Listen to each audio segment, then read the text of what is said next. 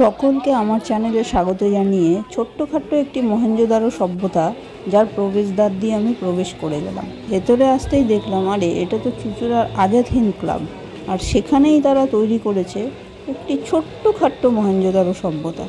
আর যা তৈরি হয়েছে ইট আর সুরকি দিয়ে। আরে এ কি, স্বেচ্ছাসেবক দাদা তো ফোনেই ব্যস্ত, দিয়ে একটু ইনস্ট্রাকশন দিয়ে দিতেন তাহলে ভালোই হতো। যাকগে, আমি নিজেই ইতিহাস বইয়ে কি পড়েছি সেটা মনে করতে থাকলাম, আর তার সঙ্গে এর কী মিল আছে। অবশ্যই এই স্নানাগারটির কথা লেখা ছিল।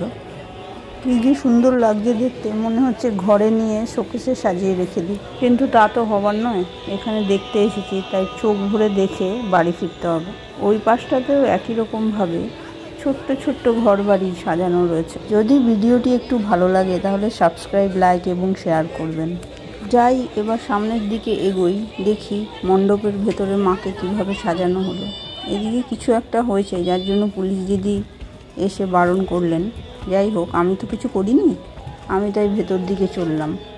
সামনের দিকে এগোতেই দেখি কেউ মোবাইলে ব্যস্ত। এখানেও কি গেম খেলছে লোকজন? নাও হতে পারে। এই দেখুন কি সুন্দর লাগছে দেখতে। এবার ওপর থেকে নিচটা এই রকম দেখা যাচ্ছে। আমি একটু এগিয়ে সামনের দিকে ঝুঁকে পড়েছিলাম, আমাকেও পুলিশ দিদি সাবধান করে দিল।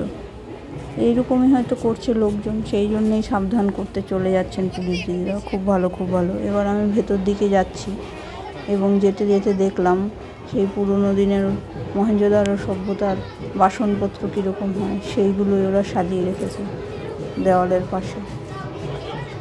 এইসব দেখতে যেই ভেতরে প্রবেশ করলাম অমনি দেখি সামনে মায়ের প্রতিমা।